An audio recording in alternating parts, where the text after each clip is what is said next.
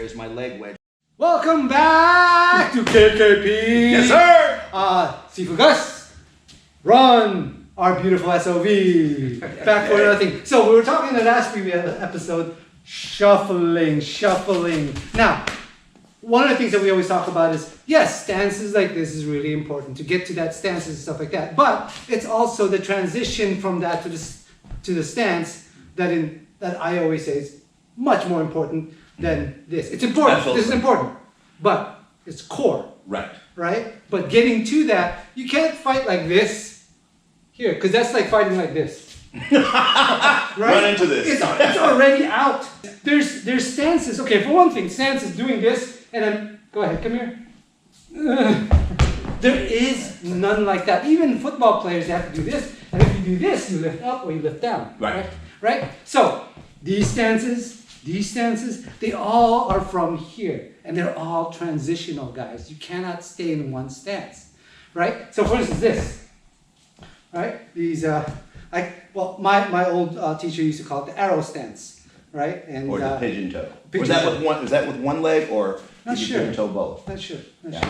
Pigeon toe. I've heard it both ways. But what we're gonna do is, for instance, I was stuck this way, and he's gonna punch with that. So notice I'm stuck here, and our heads could hit each other, right? For one thing. So one thing is I'm gonna pop out, one hand here, and it continues from here, right? I could go this way, I can come here, stuff like that. So what we're gonna do is pigeon toe here. Oh, see? He doesn't know where I'm going. That's what we want to do. Most of the things I always see is It's predictable. it's here. It's great as a photo op, guys. You already have all that fun. You already have the power and the knowledge. Get yourself out of his eye line, for one thing. Okay? So another one is crossing here. Doing all of that. All of those things are really difficult to do, but remember, you got to keep moving and you got to practice it, right? So that's one of the things. But did you notice? I did not. What we were just talking about from our previous shows. I didn't do this. I didn't do this, right? Everything is here. I drop. You always drop. We never stay step back. We always stay step down. Right. Always step down, right? Even when we go forward, we don't step up. Right? We step down. Always. Right? So, that's my thing. That's awesome. Oh man, I didn't get a chance to say, give me some more. Okay, so one of the reasons why the pigeon toe, as Sifu was just saying, is if I'm in this position, right, everything is about leverage, right?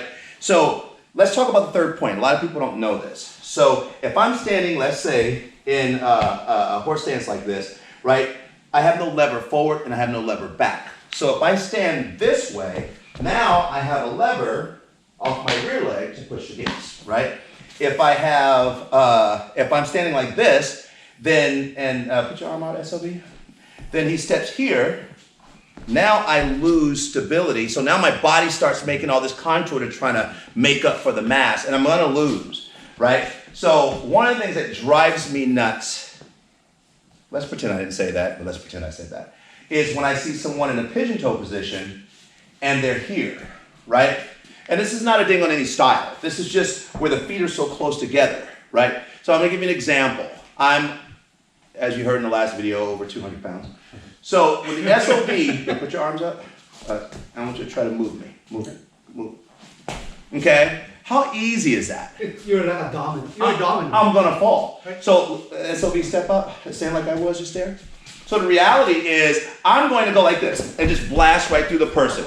And what they're hoping is, well, I hit you. I go, yeah, but I'm probably not gonna just come at you this way. I'm probably coming at you with a set of force that's going to actually cause you a lot of pain. So in my position here, once again, this is not a ding on any style. What we're talking about is geometric positions, angulation, and physics. That's what we're talking about here.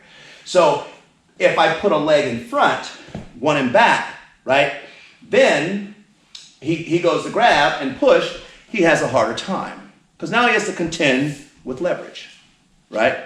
And then it becomes easier for me to do whatever I'm gonna do. So if I get into that position, as Sifu said, it is a transitional motion. So I like the pigeon toe. If I go here and I go 1, right? So my foot's turned. Now I can go here, now I can go into whatever I'm going to do, right? If I were to do it, and then one of my favorites is if he throws and I pigeon toe here. Now I'm in control of his weight, right? So if I'm just constantly, if I'm just putting myself in here, having my hands up like this, hoping for the best, that's a hard one. Not impossible, a hard one. Once again, we always train in a realm, this is the way we grew up in Kung Fu, is our opponent's always bigger, stronger, faster, right? And I've watched a big guy get punched by an even bigger guy 5 times in the face, and the bigger guy, the smaller of the big guys, said I let him hit me because I knew he couldn't throw a punch. But the big guy thought he could throw a punch. He's like, yeah, I let him hit me 5 times. And then it was my turn, you know? And so you have to be able to be careful.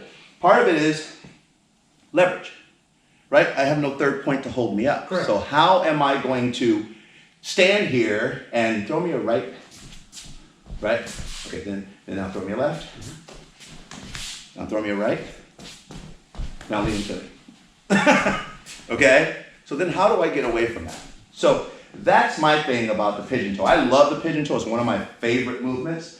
But you're right, Sifu. It is about transitioning in through the force and to your next motion. And I know everyone will say that no one stands here and fights this way. And that's fine. That's great then if that's the case. Awesome.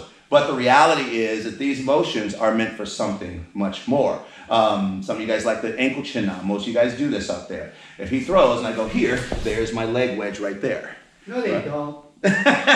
Right? But it's just easier for me to We're the only ones who do it. I don't even see you guys do it. You guys gotta keep doing that. Anyways. Right, so the objective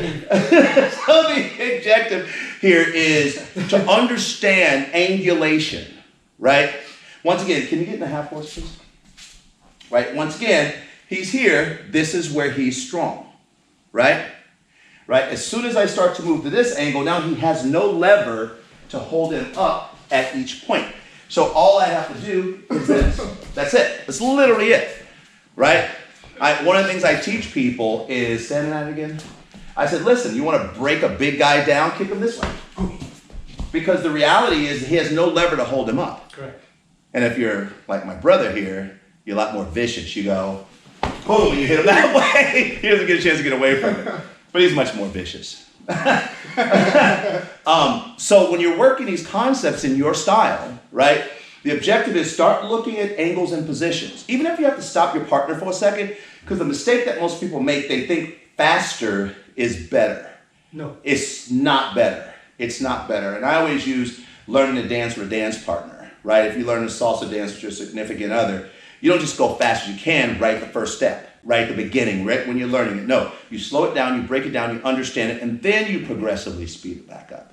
And you have to do the same thing when you're working with your partner. Slow down, slow down, slow down. I know enough people don't promote that because faster just looks good. Right. But it's just entertainment. That's all that is. It is. It is. Yeah. You know, I see a lot of these guys punch, but punch. They always punch this far away, and then the guy goes, "See how good it is?" That's not going to teach you anything, right? Because if he punched this far out, Well, that's right. be unrealistic. Yes. Like this, you're going to learn that, right? So you don't say shan't anymore. I shall not anymore.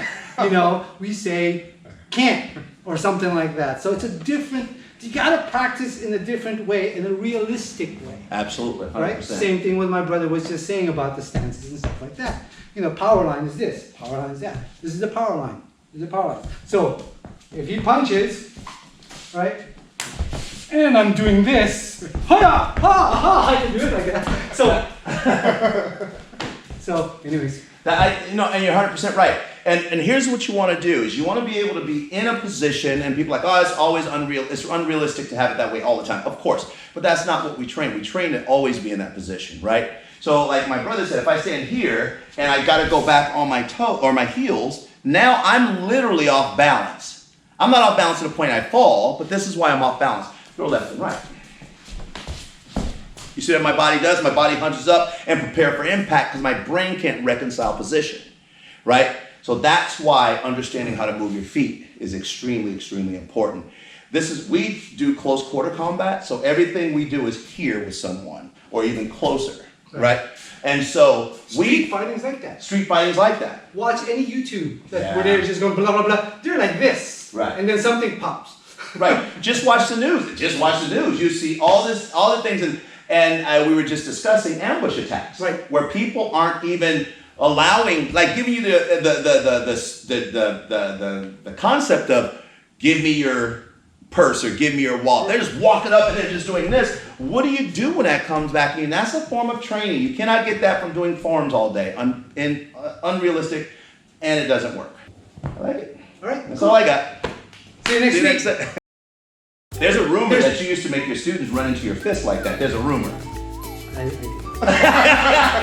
It was fun. I would grab a huge boxing glove and I go, oh, come here, line up. Run into the punch because they were being annoying. And they did, happily. I guess it's not so PC now. Huh? Exactly. That was like about 15, 20 years ago.